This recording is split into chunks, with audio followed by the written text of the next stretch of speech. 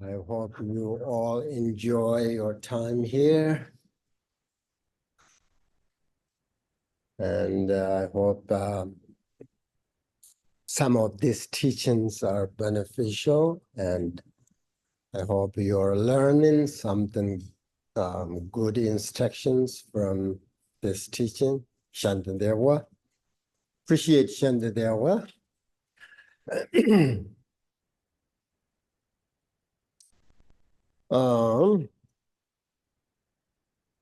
Happy the first day of June.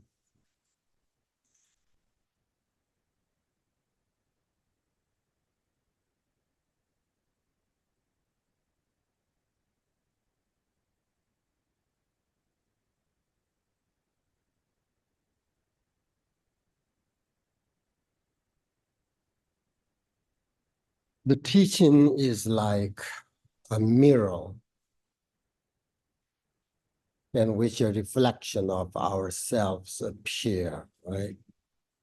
So you investigate the teachings and study, contemplate, then put them into practice so that we can become aware of our own mistakes through study the teachings. And so we clearly see that we need to reduce our negative actions of body, speech, and mind. Of course, there is unhappiness and suffering anywhere, everywhere. But if we are doing our best as a human being, as a person, as a Buddhist Mahayana practitioner, then we will suffer much less. And then there is also hope that other people would do the same thing as we do.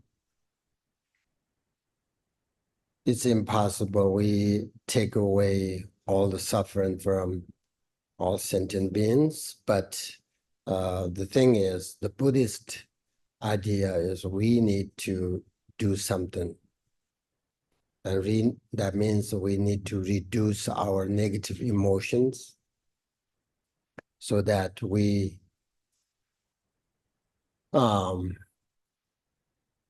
make ourselves happy. That's very important. Then we can do something for others when we are happy.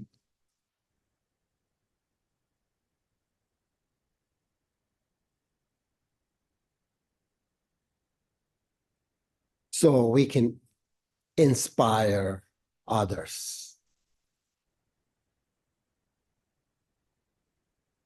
So that's very important. And it is clear that if we don't have a harmonious relationship with each other, then helping each other will be very difficult.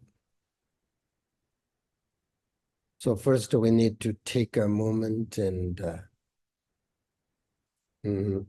reflect on ourselves and correct our motivation.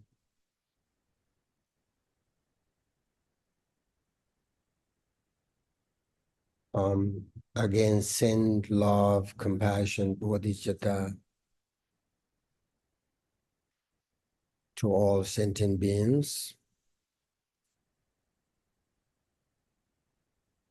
As a Mahayana Buddhist practitioner, we must set a special motivation. The bodhicitta aim to help each other, aim to attain enlightenment for the sake of all sentient beings. So when you listen teachings, you have to relax your body and your mind and bring your awareness to the present by mindfully and checking your thoughts, your feelings, and then generate a positive motivation for doing this retreat. So every day, every day I usually think every day is very precious.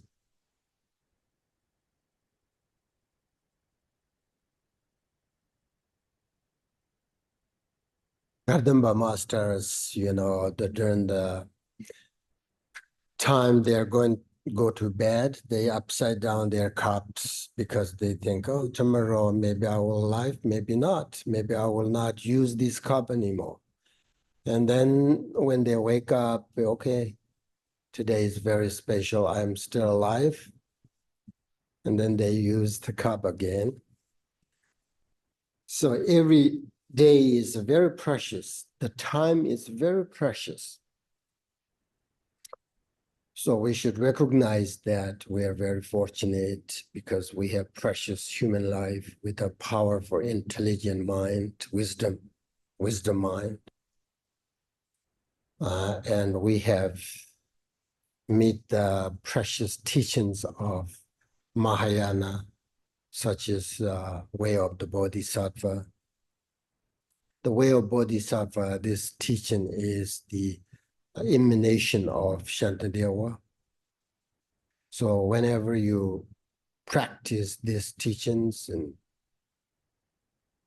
recite these chapters, then Shantideva is within you.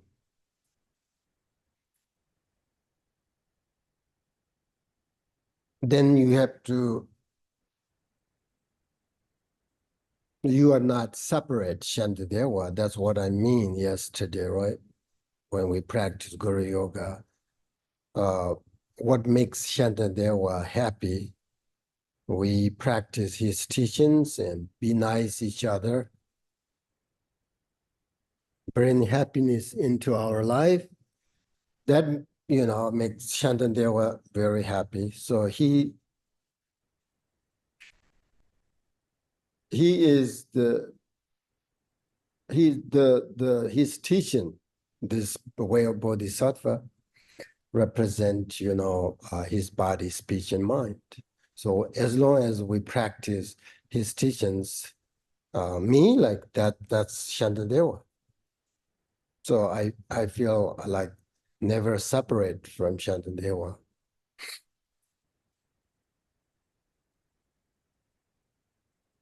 So we have the opportunity to practice Bodhicitta, this teaching, this Dharma teaching.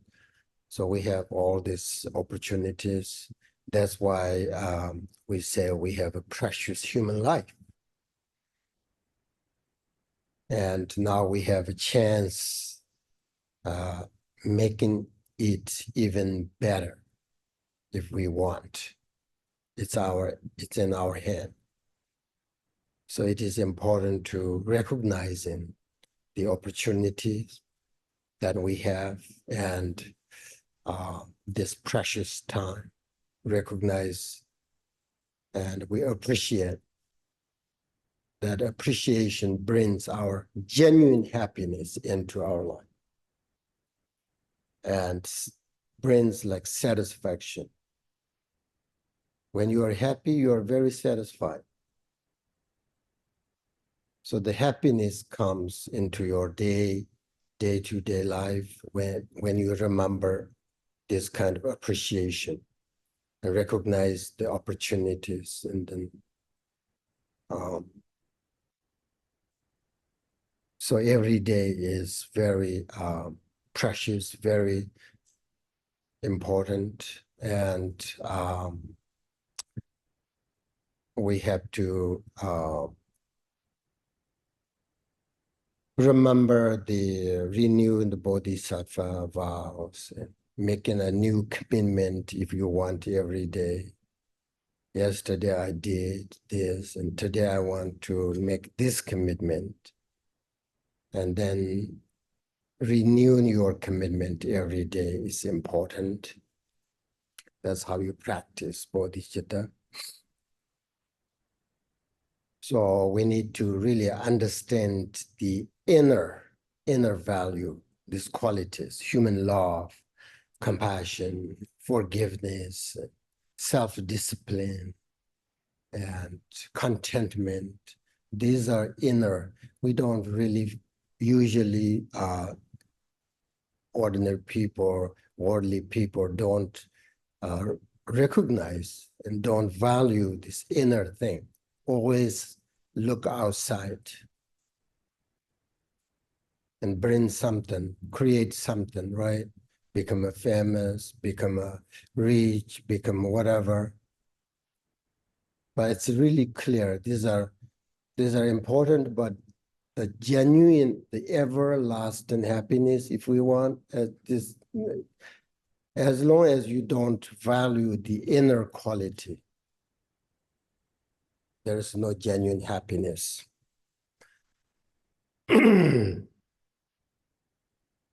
Shantideva said the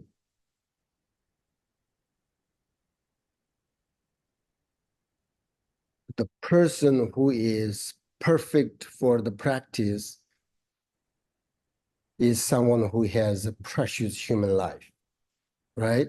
He said the beginning, the teaching, the first chapter. So he mentioned that right after the homage is the Buddhas and Bodhisattvas, and then he advised us, you have to recognize this precious human life, because then you have an opportunity to practice Buddha Dharma and generate Bodhicitta in your life. And then at the same time, he says that the perfect person who can practice this teaching is who has a precious human life and who has a faith in it. Those two are the foundation.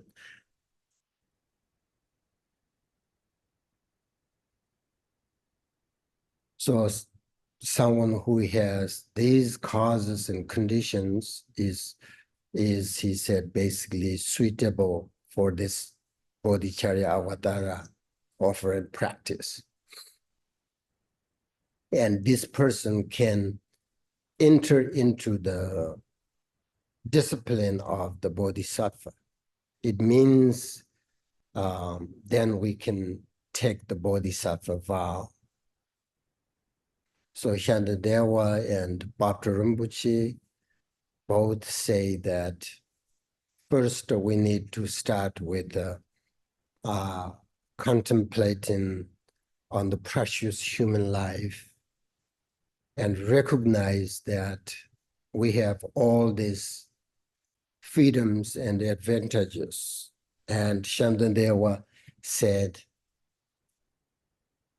tell ourselves, if I don't make good use of this great opportunity, this precious life, how could I possibly expect to have such chance again? Do you remember that?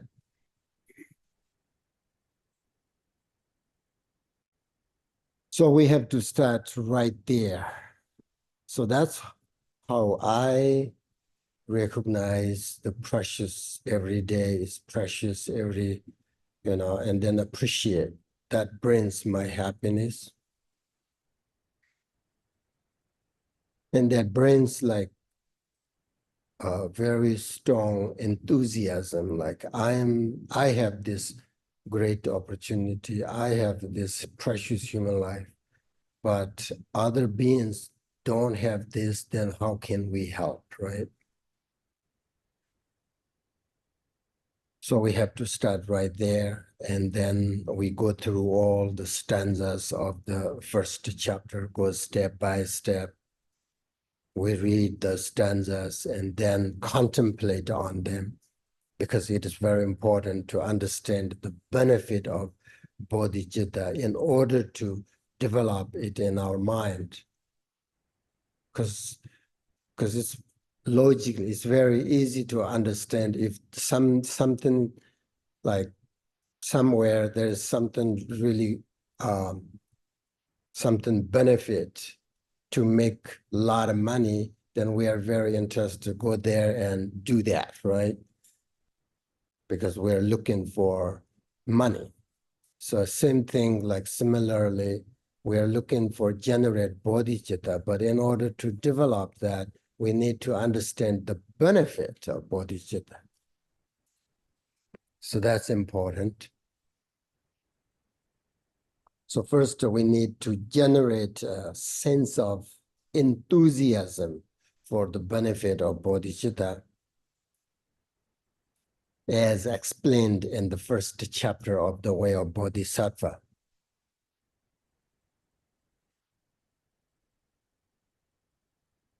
Shantideva also said that in order to cultivate Mahayana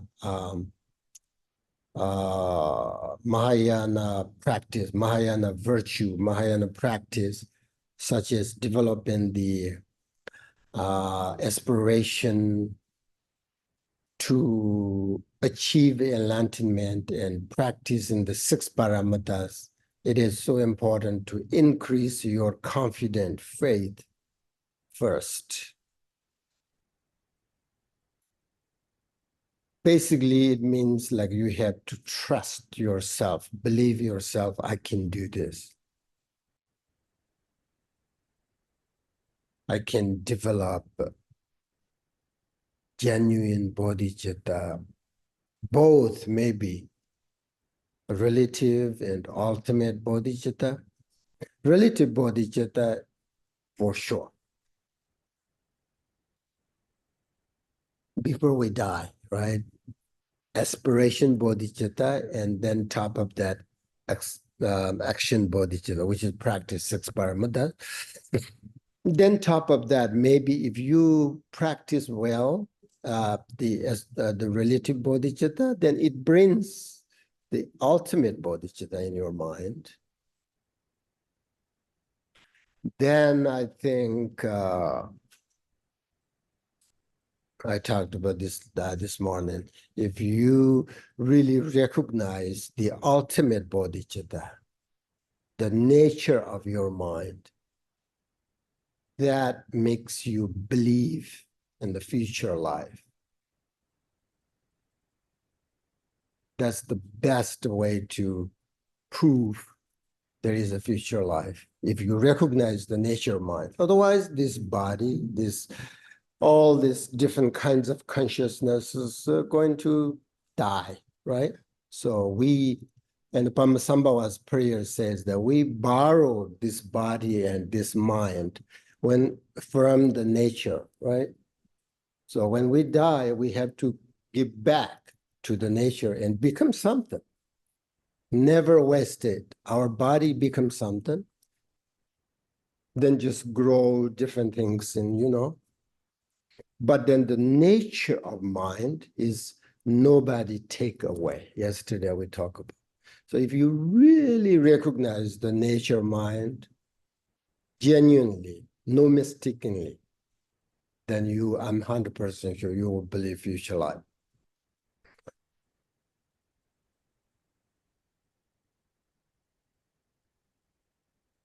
So the confident faith in yourself, in the 3 jewels, in bodhicitta. Once we have a stable, confident faith in bodhicitta and enthusiasm in our practice, then we can develop our Dharma practice pretty easily because we have a great foundation. Padmasambhava also said that the faith of total trust allows great blessings to enter your mind.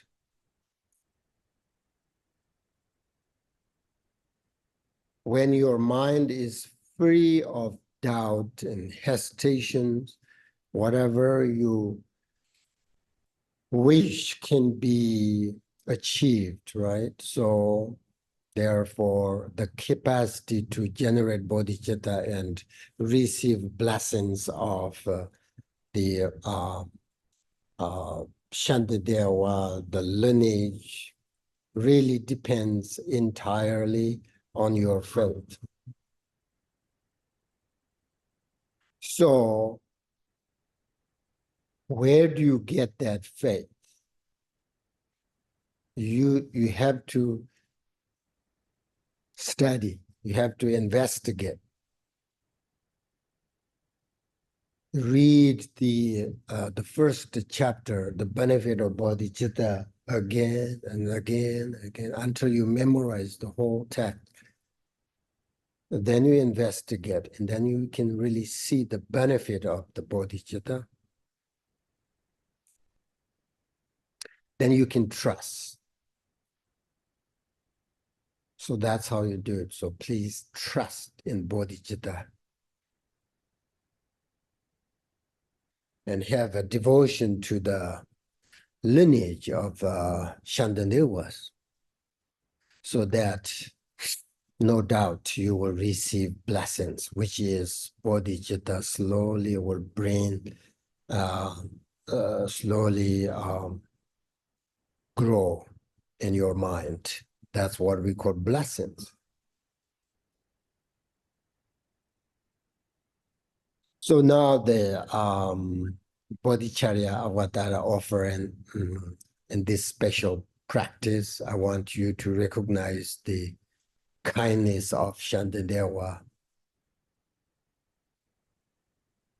Never think that, okay, Shantideva is died, Shantideva passed away, he is no longer here. Why you like pray a dead person? Never think that, because Shantideva is here.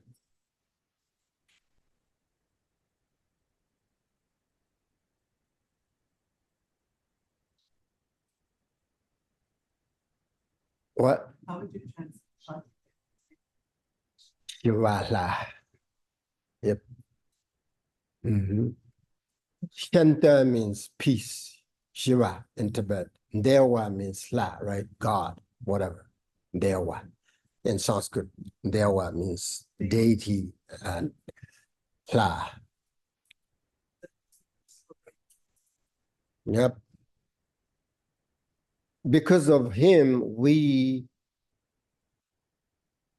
have a great chance to generate and develop bodhicitta. So we should remember his kindness and his Guru Yoga. So you should think this text, the Bodhisattva, the way of Bodhisattva is Shantideva, right? Then you have the text. That's why my teachers always say, memorize this text, and then Shantideva never separate from you. Because as long as you remember this text, then that's Shantideva. The Shantideva is the emanation and represent this text, present his body, speech, and mind. So we should remember his kindness. So now, here I'm explaining the stages of meditating on bodhicitta in detail, so that you will understand how to practice bodhicitta if you wish. So this is how you practice bodhicitta according to this lineage and according to Paltrul Rinpoche's instruction. If there is a reincarnation, then there's no doubt Paltrul Rinpoche was the reincarnation of Shantideva.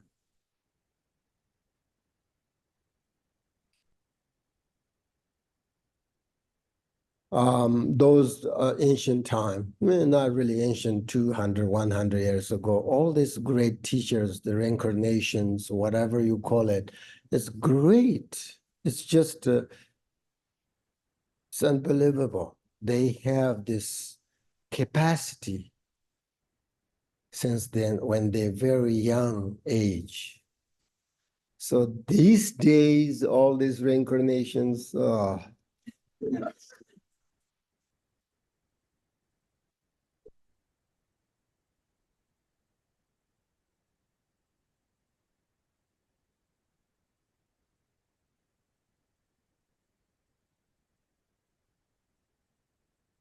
so now, before we start reciting the first chapter, right? I would like to talk a little bit about the benefit of bodhicitta, although I hope you all know the benefit of bodhicitta, but it's very important. Uh, and the meaning of the three jewels, the refuge. It's because when Paltrul Rinpoche started this retreat, this event in Tibet, he taught this way, you know? So I'm a big fan of Paltrul Rinpoche's teachings, the way he taught, the way he behaved, you know?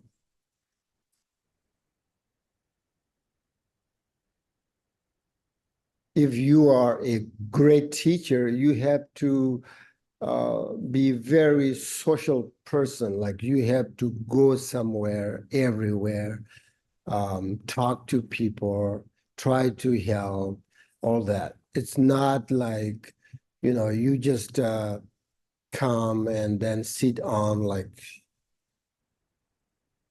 golden throne and then don't talk people. Once you finish the teaching, then you're disappear. That's not how you help people, you know. In order to help people, you need to understand this person's personality, um, everything. Then you know how to help. Because if you have an omniscient mind, if you can read somebody's mind, then you don't have to understand this person. Me, I don't have that capacity. I have, if I want help, right? And in order to help, I need to know this person, the personality, which way I can, like maybe this way he likes, this way she likes, this way she doesn't like, he doesn't like. I need to know that. In order to understand that, you need to understand the what do you call it? Every day, like the news and everything, the what is going on in, you know, society, and you have to understand all those. Because the ancient way, like Buddhist teachings, if you teach that, it's just, I mean, it's great, but it doesn't work because people are changing, you know? The whole world is changing. So you need to like teach all these teachings. We have a great teachings, but kind of teach a little bit different way than ancient time. So Paltrul Rinpoche and Shantideva is great example. That's should we looking for a teacher like that. That's why we have to follow, you know, Paltrul Rinpoche's instructions, and Paltrul Rinpoche is followed Shantideva's teachings. So combine both these instructions, just amazing. That's why I always think we are so fortunate to have these instructions still exist. That's why we have this great lineage. As I told you, between Paltrul Rinpoche and my lineage, there are just two people. And those two people are so, it's just great teacher. So anyway, in the first chapter, as you know, it talks about the benefit of bodhicitta. And then the second chapter, there are a few stanzas about explanation of refuge, right? That is the main topic, okay? That's why I think Paltrul Rinpoche choose sort of this topic. So first, I would like to tell you the summary of the first chapter and summary of the all the benefits of bodhicitta. The stanza, the number 8, Shantideva says, those who wish to overcome the abundance of suffering of mundane existence, those who wish to remove the unhappiness of sentient beings, and also those who wish them to enjoy multitude, what do you call it? Multitude news. Okay, happiness. Forgive me, okay? This is my third language. So so those who want this should never forsake bodhicitta. Sipudungar japtak yom de jang, semchen merde sarwar do padon, demo japtak kyupran pi, shangchip simnya tak the tamer. You should memorize at least this 8th stanza, Shantideva. This is my sort of summary of benefit of bodhicitta, my sort of opinion. I think this stanza include everything, the benefit of bodhicitta, my opinion. So I'm going to explain this special stanza to you, right? Because as I said, in my opinion, this stanza from the way of bodhisattva includes everything about the benefit of bodhicitta and all the Mahayana teachings, and practice. All this are also included within this stanza. So therefore, this stanza shows that bodhicitta is the most sort of outstanding method to accumulate positive thoughts. I mean, these 4 lines, this stanza is everything, the Mahayana teachings. How many texts, how many volumes of Mahayana teachings? I can summarize all that, like hundreds of books and teachings, volumes of Mahayana teachings. I can summarize this stanza, this 8th stanza.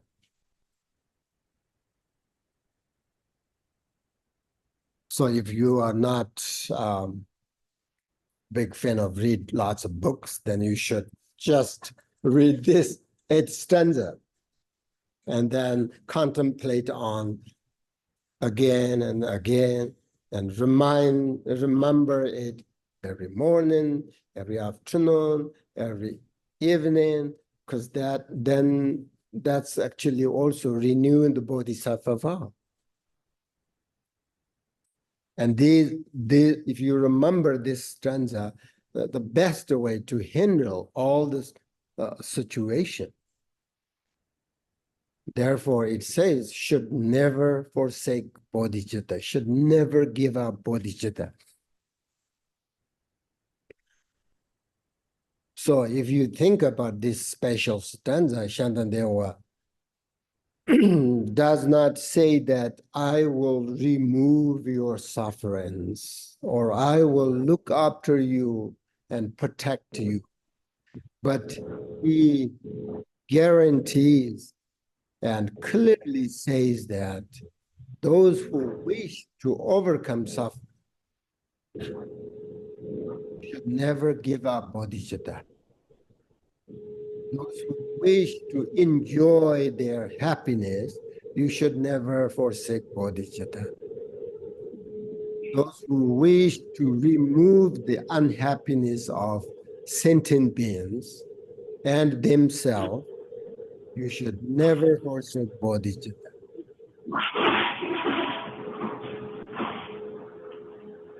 So if we want to benefit everyone, include ourselves, we need bodhicitta according to this stanza.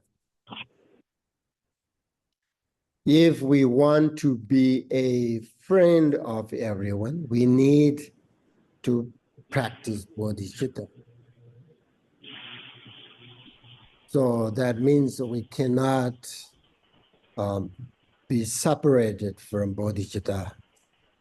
It's because with bodhicitta, we will achieve whatever we wish, right? If you have bodhicitta mind, it gives you enthusiasm, faith, confidence, contentment, all these things, love, compassion, everything is there. So Paltrul Rinpoche said that there is only one thing that you need to become completely enlightened, that is bodhicitta. If we lack that one thing, we will not become enlightened, no matter how much we practice. Because while we practice 24 hours without bodhicitta, then all this, I don't know what is your motivation, but not bodhicitta, right? So then all this effort are based on probably selfishness.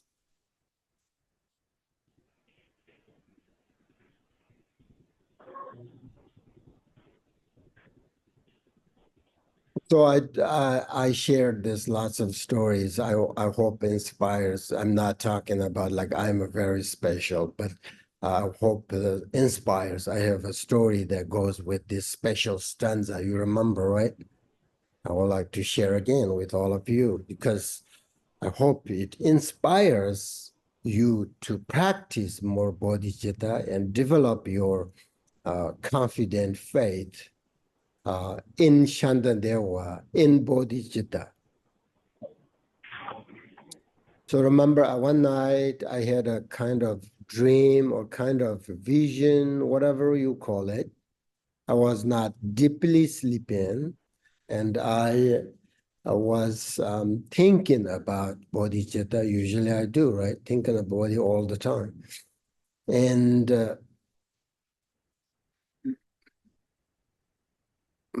I thought it is difficult to develop genuine bodhicitta, authentic bodhicitta. You know, as I told you, like I usually uh, self-reflect like on myself, right? How much bodhicitta I have and all that kind of things, you know. So I was thinking that I really want to develop a genuine bodhicitta in this life before I die. Not like, right away, this year, next year, but before I don't know when I die. So, but um, I want to really develop a genuine bodhicitta. Mhm. I'm not looking for enlightenment, but looking for have a genuine bodhicitta before I die. And I was thinking that I started to practice bodhicitta so many years, but I'm still a kind of ordinary person who has no genuine bodhicitta mind.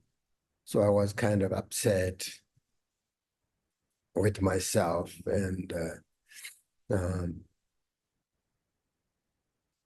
so that's why also this is my own experience. If you reflect on yourself and think about the negative side, it will upset you, you know. So then I will never be able to generate a genuine bodhicitta. And I just pray and what should I do like that. And then Shantideva appeared and he recited this stanza in Tibetan language, I I don't think Shantideva speaks Tibetan language. Right. But it's everything is possible. It's just everything, all this is just create your mind.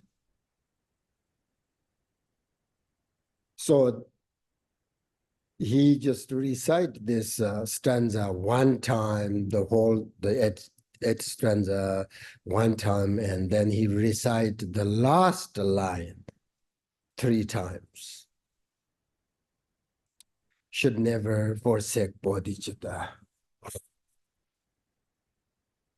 The last one is he recited 3 times, and then he just disappeared right there. I don't know. He didn't say you should do this and that. Nothing like I thought. What should I do? Then he just recited this. That was really powerful. Like he should never forsake bodhicitta. Should never forsake bodhicitta in Tibetan language. Then just he disappeared right there and didn't say anything else. So therefore, in my opinion, this stanza that's why I think this stanza is the summary of the entire teaching, and especially the first chapter, the benefit of bodhicitta. So since then, I'm contemplating on this stanza a lot and take it very seriously. Every single day, I recite this stanza. It's really helpful. It's really helpful. So then I think sometimes as I said, I'm a very skeptical person, So, sometimes these teachers say, I have this vision, I have that vision, whatever, like, I thought, it's really? And then since then, I think it's possible. It's possible. It's just everything is your mind, right? And especially if you have this confident faith, and think this kind of vision thing it happens all the time, I think.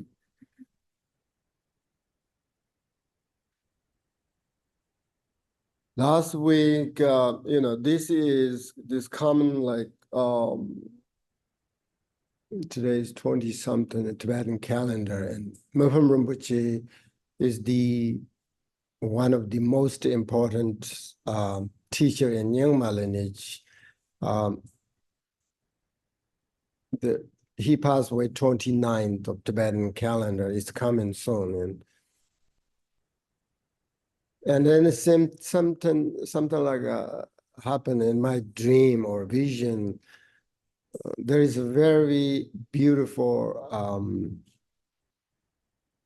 He composed the commentary of Middle Way. It's very famous, very famous. I studied so many times. Buddhist philosophy, and then there is a summary, and the summary says like a teacher, a great teacher, if you offer something like, if you want to offer your teacher, what is the best object, right? Offer your teacher. And he said, like, your teacher, if you have a great teacher, then this teacher, whether you offer gold or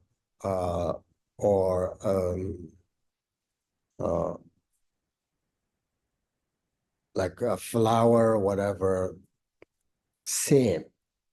An ordinary person, if you choose one of this, then you choose the gold, right? The great teachers, they're same, doesn't care. So best offering is your practice. So I was kind of sleeping and reading that stanza in my mind, and then I wake up. Where is that from? And then I remembered, oh, that's from Mopam Rinpoche, and that's also something special in my mind, and inspired me practice bodhicitta a lot. So what I mean is, this vision things you should believe. Really, it's happened. Like if you have a strong genuine faith, you can see it. You can see it's possible you can see Buddha. It's possible you can see, your lineage teachers, there something is there, right? But we don't have um, um, hook of compassion, hook of the confident faith, right? They have this rein, so if you have a hook, you can like go together working very well, right? But if we don't have a hook, there's rain, it's useless. They have this compassion, blessings there, but we don't have any connection to them, then nothing happens. There's no vision, there's no blessing.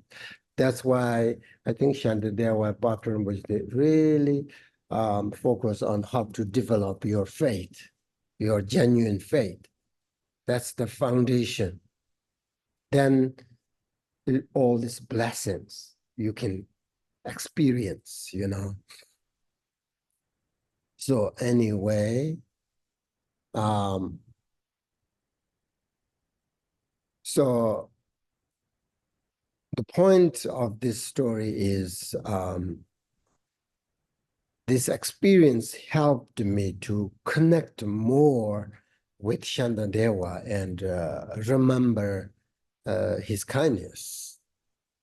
And more importantly, it helped me to remember Bodhicitta more often after that. So as you know, I always say that with Bodhicitta, your life is really meaningful. I really think the meaning of a meaningful life is someone who has a bodhicitta. If we possess a bodhicitta mind, then it doesn't matter if we have no other instructions or dharma practice. It's just everything here, everything there. However, it really matters even if we have everything. This is pattern, which is word, Even if we have everything, but lack of bodhicitta.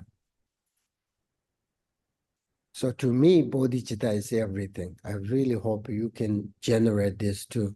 But you need like, I heard bodhicitta teachings all the time when I was young, but I didn't have this kind of really strong inspiration or whatever you call it until, practice bodhicitta. So if you don't have that like in your mind, like, I really want to practice bodhicitta, I really understand the benefit of bodhicitta, I really understand the whole Mahayana teachings there, then you can develop. If you don't have that kind of like enthusiasm or genuine sort of inspiration, whatever, then intellectually you understand, oh, but bodhicitta is so important, but it's hard to, there's no this genuine connection. Do you understand what I mean? So it's difficult. So you have to first, before you meditate bodhicitta, you have to develop this kind of, I call it faith in bodhicitta, whatever you call it. So you have to find that inside of your heart, your mind, not just understand intellectual understanding. Then you can really do it. You can really, then even you practice bodhicitta 1 minute, it's just so strong, so powerful.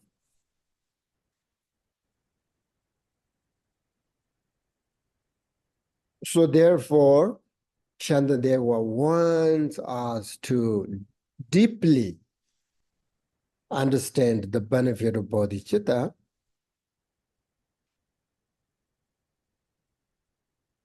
and generate both inspiration, action, bodhicitta in this very lifetime.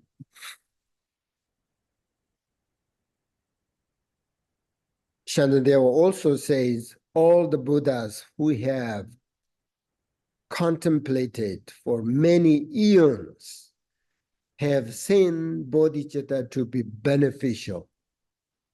Through bodhicitta, immeasurable of beings will quickly attain the supreme state of happiness. This is Shantideva's word. The reason for Shantideva saying this is that the Buddhas and Bodhisattvas constantly reflected upon this precious bodhicitta, and they deeply focused on which practice brings happiness into our life. Buddha did that, right? He always think about how I can help and what kind of instruction, teachings will help all sentient beings. And he recognized, oh, it is bodhicitta.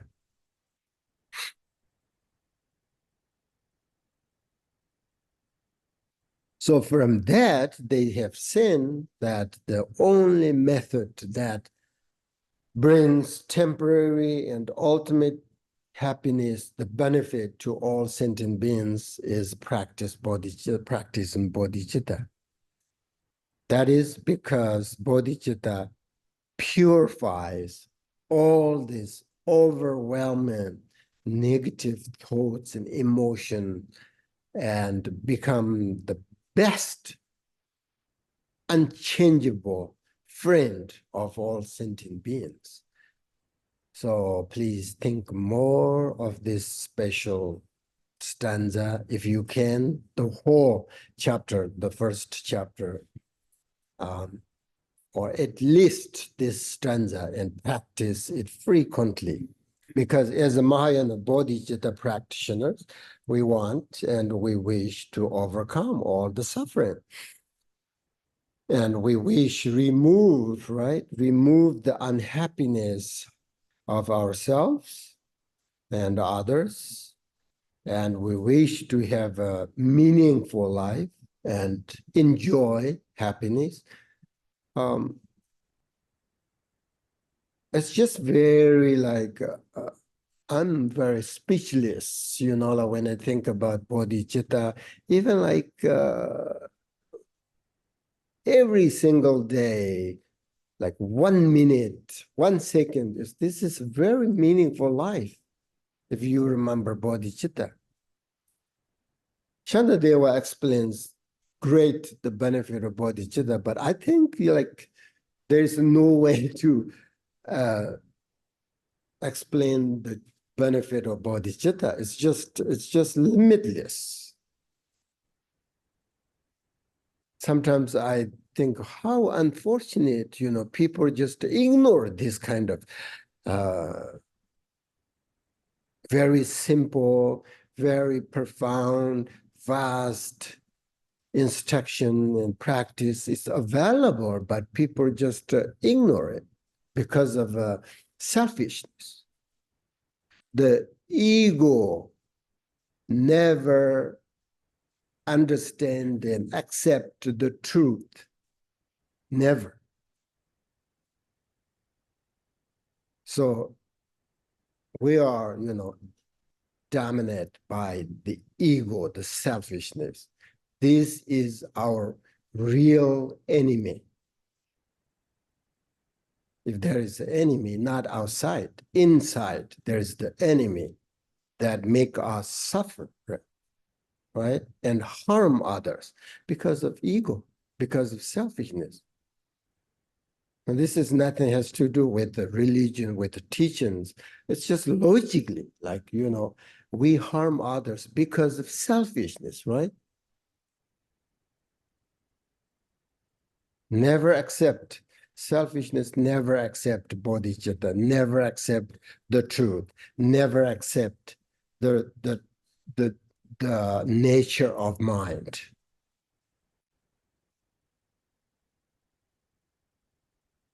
So that's that, okay? Now I'm going to talk a little bit about the refuge. You know, it's just, that's all we need. Practice bodhicitta. You should, if you want to pray, just to pray 3 jewels.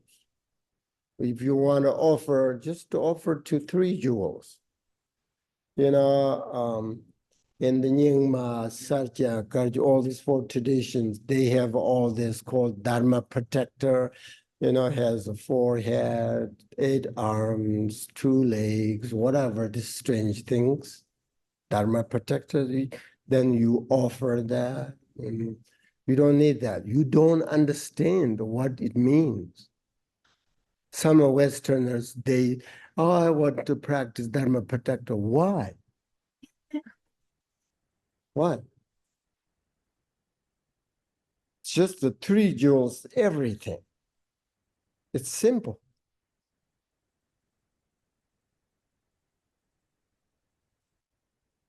You don't need Dharma protector. Dharma protector, the 3 jewels. So develop faith in 3 jewels, practice bodhicitta, that's all. That's all we need. How simple is that? No other deities and, you know, all these things. I mean, Buddha is everything. Buddha is Tara, Buddha is Avalokiteshvara, Buddha is Shantideva, everything. So that's why I'm going to, you understand 3 jewels, but a little bit I want to talk about the refuge. Why they call it refuge? Jep Ndo, Jep. Jep Ndo, Jep means refuge, Ndo means we take refuge, right? Usually when we are suffering or afraid from something, it's very natural to try and seek refuge, right? Buddhist take refuge is not in just the people or places and nothing, but the 3 jewels of Buddha, Dharma, and Sangha. That's the real refuge. Believe in Buddha and practice Dharma, protect us from suffering, from fear. That's why the ultimate refuge is 3 jewels. So taking refuge is a matter of commitment and freedom. By taking refuge vow, we commit ourselves to freedom from suffering. When we take refuge, we commit ourselves to the Buddhist path.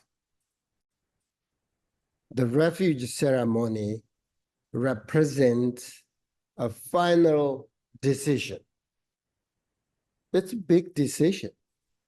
I always, people say, I want to take refuge vows. Think about it. Don't rush. It's a big decision. It's because at that point, everything starts with us, right? It means when we take refuge in 3 jewels, we become responsible to take care of our suffering. And we take refuge in Buddha as an example. He is an example of an ordinary human being like us who disciplined himself by working on his own mind. He worked, as you know, very diligently on himself. And the result, he attained Buddhahood. Non-Buddhist people say, oh, Buddha is a terrible person because he left his father, his mother, his wife, even his child. He left. He gave up. But he has a bigger plan. just taking care of his family. No, more than that, right? So he's a really great example. So he is great example. That's why when we take refuge, we say the most supreme of all human beings. The Buddha is my refuge, right? And then we take refuge in the Dharma as the path, right? In this way, we find that everything in our life situation is a constant process of learning and discovery. That's why the path, Dharma is a path.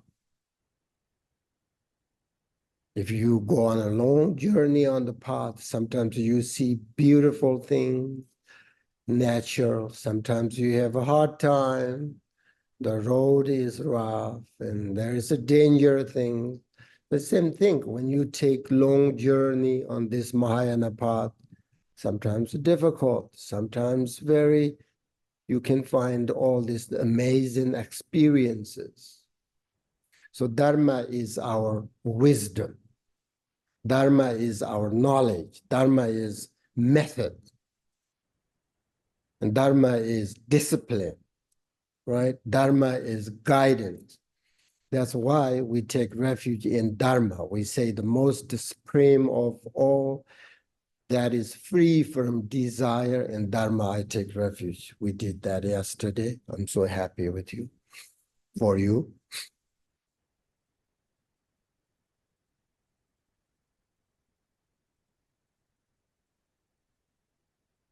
So take Dharma as a path with a refuge, which keeps us on the right path by showing us what to adopt, what to avoid, right? So Dharma, that's why Dharma is wisdom. Dharma is knowledge. So Dharma is the best refuge and protector.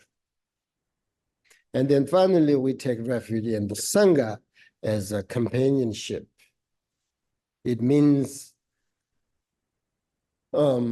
harmonious Buddhist Sangha community, people who study the teachings together, receive the important instructions together and help each other with their capacity and encourage each other, inspire to each other. That is a what do you call it? Dharma community.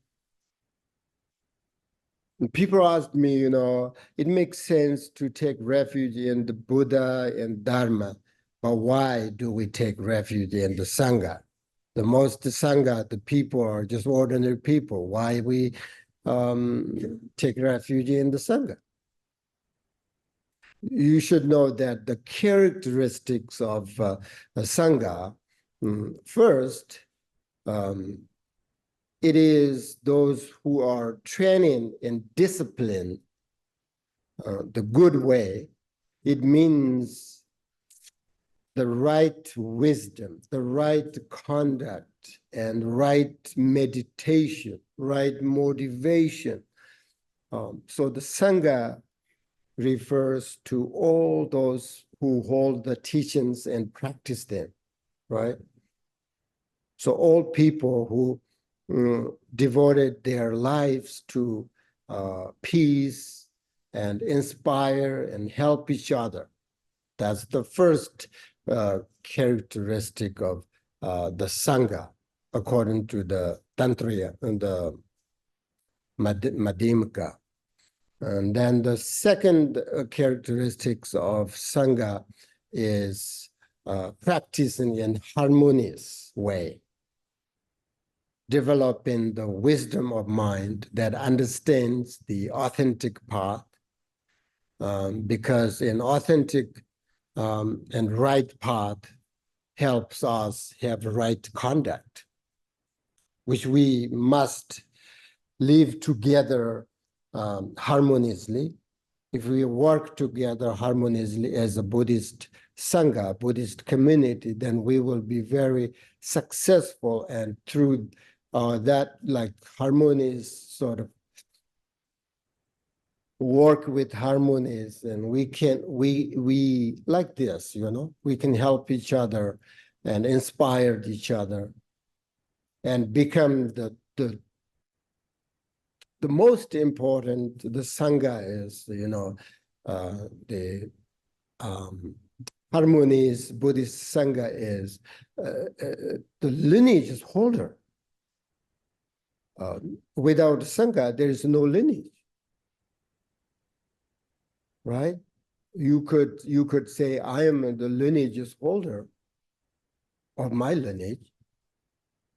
I'm not sure I have that capacity or not, but I'm something part of the lineage. I was Sangha member. Same thing eventually, if you practice together and keep this bodhicitta in your mind, you become a lineage holder. That's very important. Then a third characteristics of Buddhist Sangha is practicing in true way. That means we have to think about what is that makes our lives free of confusion. What is the best attitude that gives the most meaning to our life and bring happiness into our daily life? So these characteristics of the Sangha, the characteristics of the Buddhist Sangha is a good quality. Buddha himself, like he was Sangha, he was Dharma, he was Buddha. That's why Mahayana point of view, according to Mahayana, one person, right, Mahayana Buddhist practitioner is a Sangha, is a Dharma, is a Buddha. Then the Hinayana point of view, four people, Buddhist practitioner, become a Sangha. Yeah, we don't need those things. What is different, but as a Mahayana Buddhist practitioner, each of you, a Sangha, a Dharma, a Buddha. Because if you are Sangha, you practice Dharma, you become a Buddha. So that's why Buddha said that the noble Sangha is a true refuge. Because the noble Sangha who has great compassion, right? There's a great wisdom, right? Liberate living beings from samsara. And they have the great conduct of holy beings. So therefore, they are a true refuge. So now a summary of the three jewels is this. We take refuge in the Buddha as an example and the teacher, right? Dharma as the path and guider. Sangha as a companionship and spiritual friend. So this is how we take refuge in three jewels. As I mentioned before, to receive the empowerment and engage all other practice, it is essential to take an authentic refuge vow as a foundation. From the Buddhist point of view, taking refuge means relying on three jewels to inspire and guide us towards a beneficial direction and develop our faith, our confidence. So therefore, when we start to practice as a Buddhist practitioner, we begin by taking refuge in the three jewels.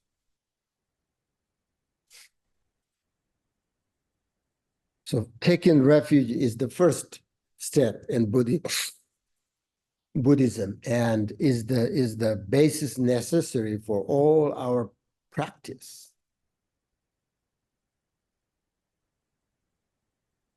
This is because if you have, for example, taken all other vows, like lay practitioner vows, bodhisattva vows, Moksha vows, Vajrayana vows, there are so many vows, etc., but have not yet taken the refuge vows, then the other vows doesn't mean anything.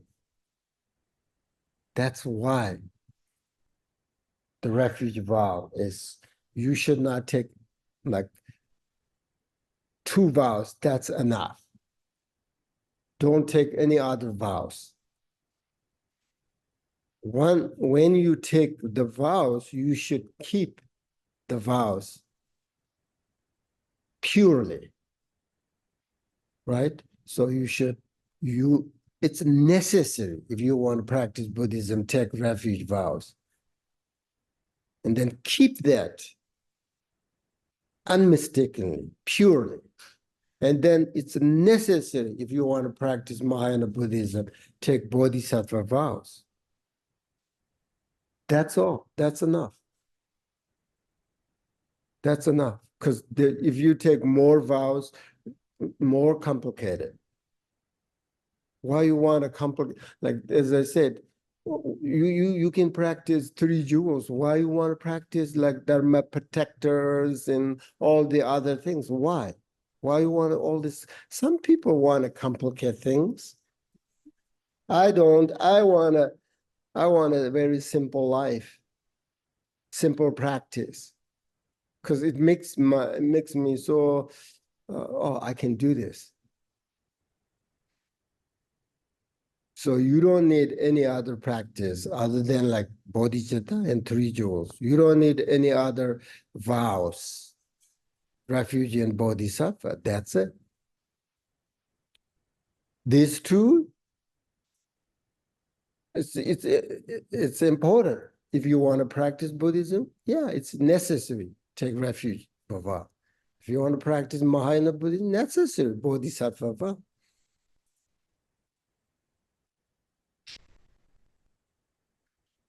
So that's why, because Paltrul Rinpoche said, without refuge, there is no vows, right?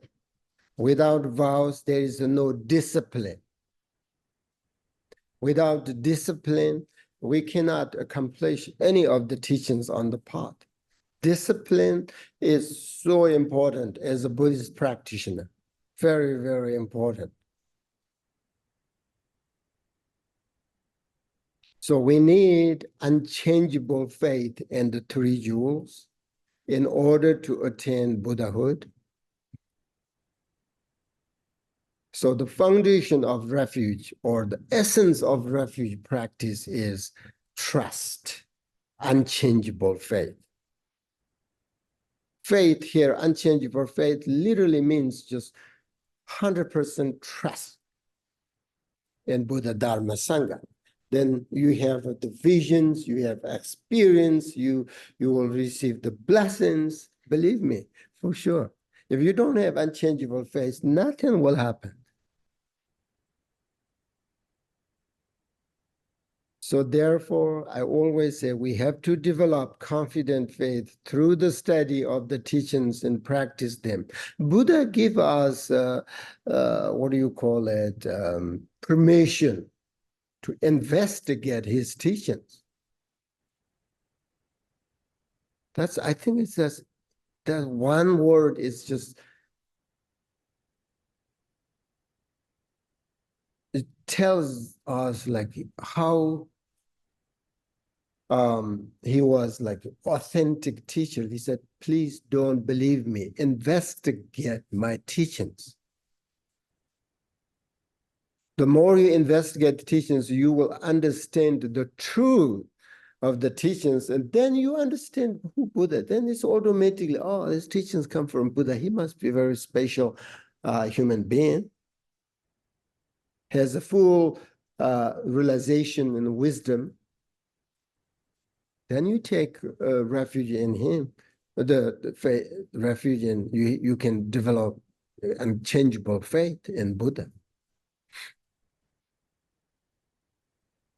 So that's also for us as a beginner practitioner, these things are very important.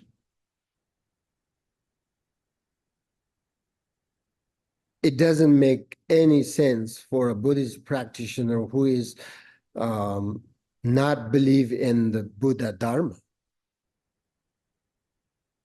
It is also not good if a Buddhist practitioner believes in three jewels based on blind faith, which is without understanding. Blind faith means without understanding the teachings of the three jewels. You just believe it. So we have to study the teachings. The more we understand the teachings, our faith increase. The more we practice bodhicitta, we will recognize the truth because there is no room for ego. Then bodhicitta mind can accept the truth, the nature of our life. So our faith, unchangeable faith, is also inside. It doesn't exist something outside. Okay?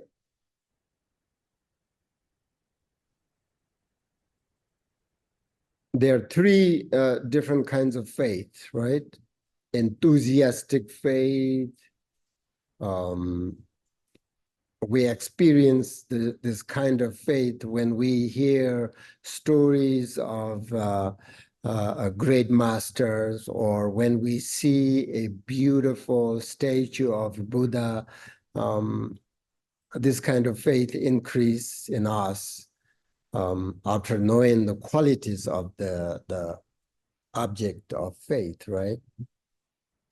Then that's easy, not the best faith. Second is aspiring faith. For example, this is when we hear the benefit of bodhicitta, then we think, oh, that's amazing. I want to develop. So this kind of faith is based on a strong desire. That's still not the best faith, but it's a good one. And then there is this confident faith. This is the best one, that this is the what we want, because it's total trust, unchangeable, no matter what kind of circumstance we are in. Whether we are happy or sad, whatever our beliefs is unchangeable. That is the foundation, essence of the refuge. Okay? So that's that. That's the essence of, okay? People say like, oh, when I practice refuge 100,000 times, what should I visualize? What is the practice? You should remember this. The essence of refuge practice is faith. Develop your faith. So then you have to read about Buddha, read about Dharma, read about Sangha, nothing else. I always say this, if you practice bodhicitta, you should read something related to bodhicitta. Don't read something that nothing has to do with bodhicitta, because it's just So if you practice, when you practice refuge, you should read about refuge, then you understand the three jewels. That helps you develop your great faith, not blind faith. It's really, I think. So now, in order to keep refuge vows, we need to understand the precepts of refuge, right? So that's also important.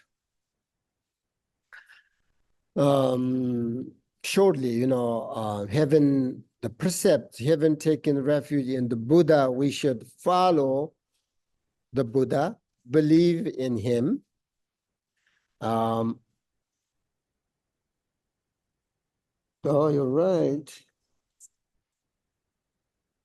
Thank you.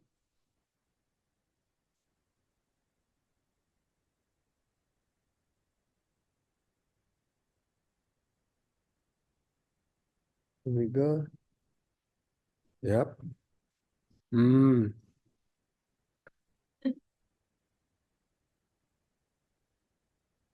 Believe in Buddha, make offerings, do prostrations, right? Buddha. And remember, most important, remember his kindness.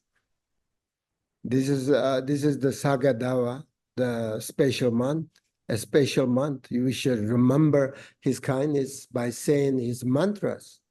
Om Mani Mani Mahamanai Soha.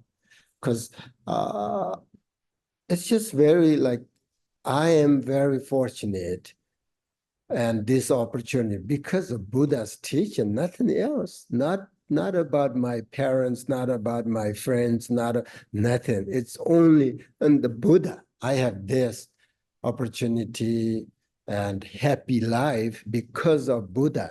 So I really appreciate and his kindness. So that's how we basically keep precepts, Buddha, taking refuge in Buddha. And having taken refuge in Dharma, we should respect the Dharma, the teachings, and practice them.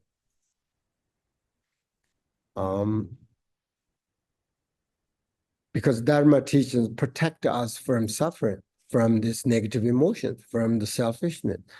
And having taken refuge in the Sangha, we should always try being in harmony with the Sangha and help each other.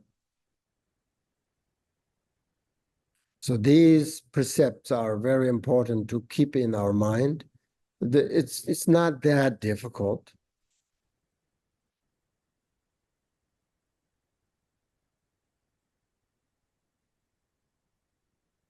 So there are so many things I talked last time about the refuge. So there you have to understand all this, the benefit of taking refuge and detailed explanation of the precept, all this. You should read the words of my perfect teacher, Paltrul Rinpoche, which explains very, very well.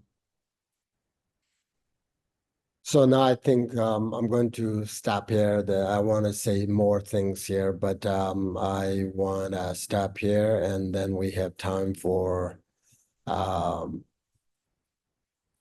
the recite the way of Bodhisattva, the first chapter, the benefit of Bodhicitta. It's so precious, so fortunate we have this opportunity to recite way of the Bodhisattva chapter, So this is very special, and then we'll take a break, okay?